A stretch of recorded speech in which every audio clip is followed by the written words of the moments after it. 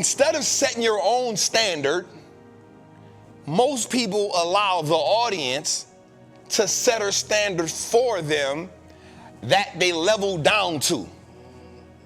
Listen to me well. Listen to me well. Listen to me well.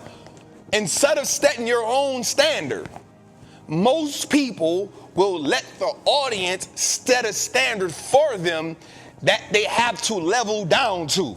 And in that case, you fight for mediocrity. The life you want is a byproduct of the habits you have. Okay, let me go. I like that. So let me go a step further with that one, Jose.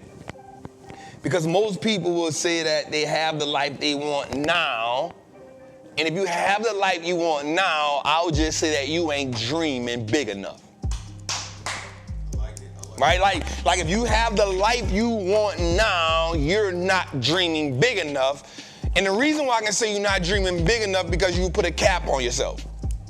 One of the things that I have a problem with, Jose, is when you ask people about success and you ask people about wealth and they say, I just want to be comfortable. Or I just want to be content. I feel like that is a limited belief system. And the reason why I say that is because there's always another level of comfortability in life, right? There's always another level of leisure that you can acquiesce to. Right? There's always another level, right? But what happens, Jose, is people often minimalize,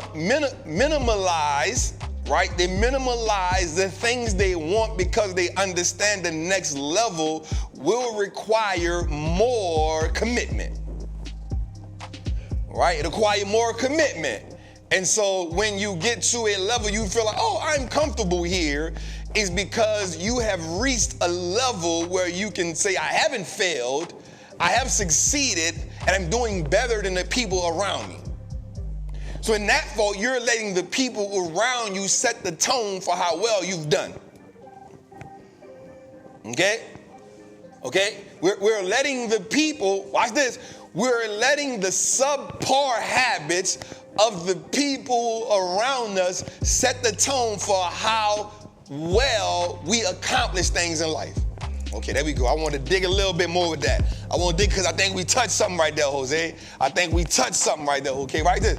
If you don't push for greatness, you will fight for mediocrity. There we go. I think I'm digging right there, Jose. Like if you don't push for greatness, you'll fight for mediocrity. Okay? Okay. Let's dig in that a little. Let's dig in that a little bit, Jose. Like, in order to push for greatness, let me give you an example. Pushing for greatness. The other day, Jose, I'll keep it real with you.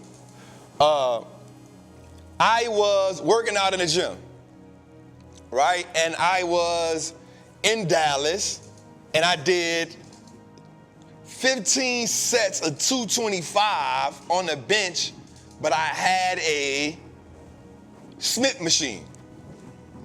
Now, mind you, I can't tell the hotel, y'all should have free weights in here. I can only work with what the hotel has.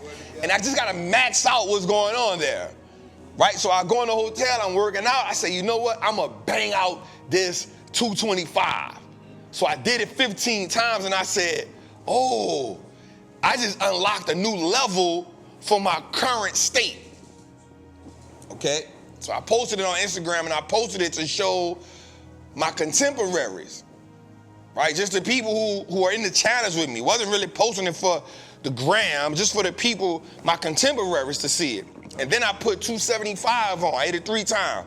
Boom, right? So what happened was I pushed myself, right? That was everything in me. And so people in the comment was saying, well, you got a Smith machine. You know, you got a Smith machine, right? So watch this. I said to myself, interesting. This is interesting. we're going to bypass the idea that we did the 225 15 times, and we're going to focus on the Smith machine. The Smith is with the pulley, bro. No, it's when they got the things on top. But here's what I want you to understand. Instead of letting the people, here's the one thing that most people can't do, and this is why we fight for mediocrity.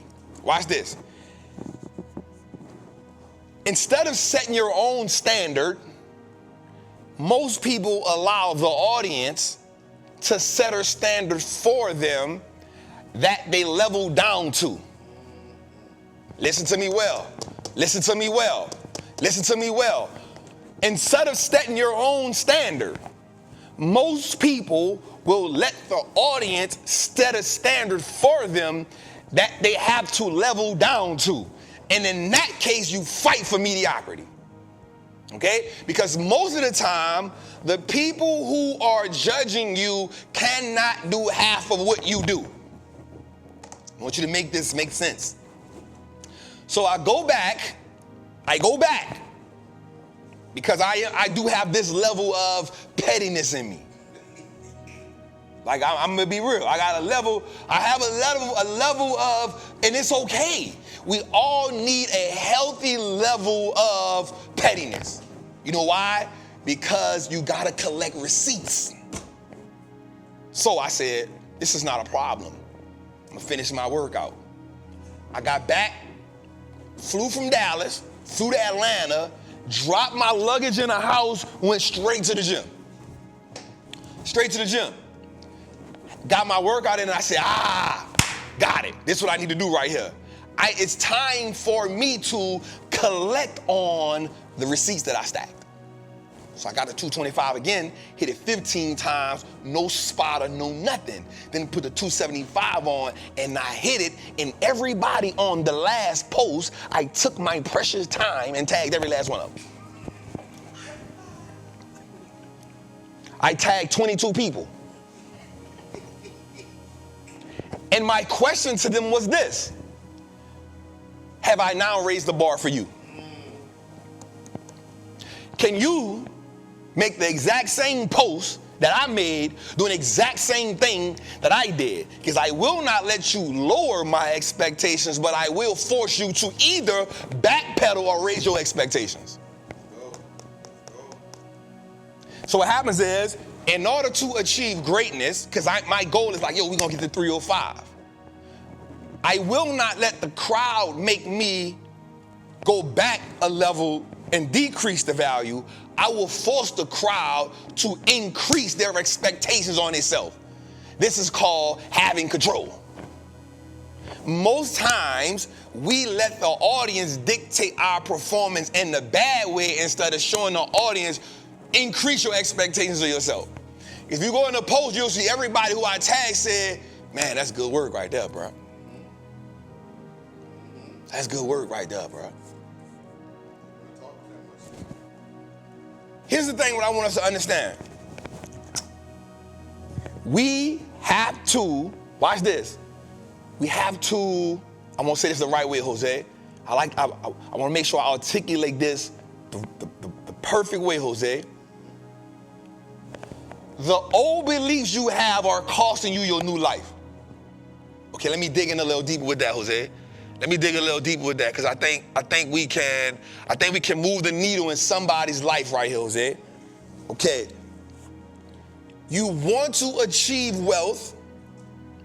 You want to change your last name into an asset, but you're letting the belief system of your current peer group keep you from paying rent or taking ownership of a territory with your name on it. I think that came out a little better. I think it came out, but I think I could do better, Jose. I think I could do a little bit better than that.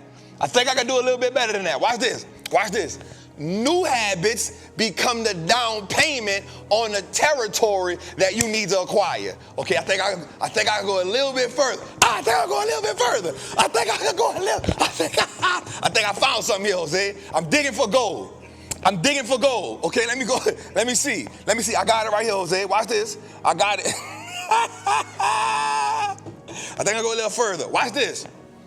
The territory that has your name on it, okay, The only way that you acquire it is if you change the way you look at how you'll get there. Here we go. Okay, I got it. When Joshua, hear me well, I got it. I had to dig for this gold just now. When Joshua took down the walls of Jericho, the only thing that he did was believe that walking around and, watch me. Okay, Jose, I went dug for it just now. Watch this. They had been promised this land. This is so good. I knew I was going to find it, Jose. Listen, they had been promised this land, right? Generations had passed that could not acquire it. Watch me, Jose. The only reason that they could not acquire it wasn't because it wasn't for them already. It was because they did not have the belief system necessary to take possession of it. Okay, we gonna go a little, I found it. I like when I go find it, Jose. Watch this. So God says to Joshua, I'm with you as I was with Moses. So watch this. In that moment, watch, it's good, Jose. Joshua's belief system changed.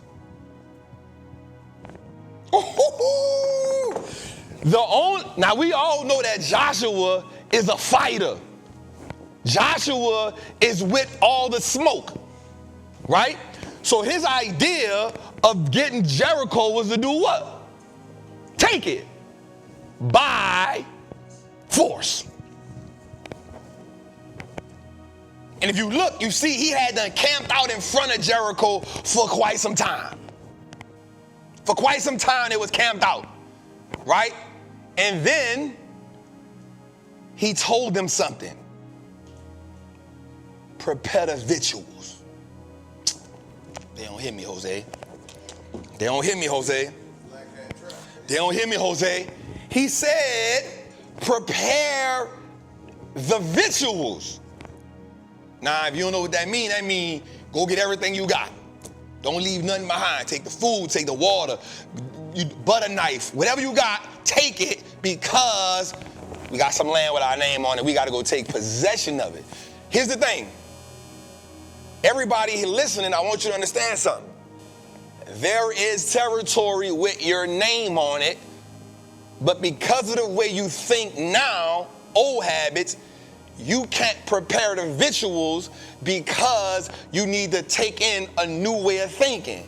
The reason why you can't dominate real estate, the reason why you can't dominate the stock market, the reason why you would rather go get another job than to go invest in yourself is because the old way of thinking has dominated your current situation. You have to prepare the victuals. You got to take everything you have and you got to think new to see the new vision, not realizing that the land already got your name on. Jose, are we making sense? Are we making sense here? So listen to me. When Joshua heard, I am with you as I was with Moses, his whole outlook on Jericho changed, right? But watch this. This the dope part right here, Jose. Here's the dope part. Here's the amazing part.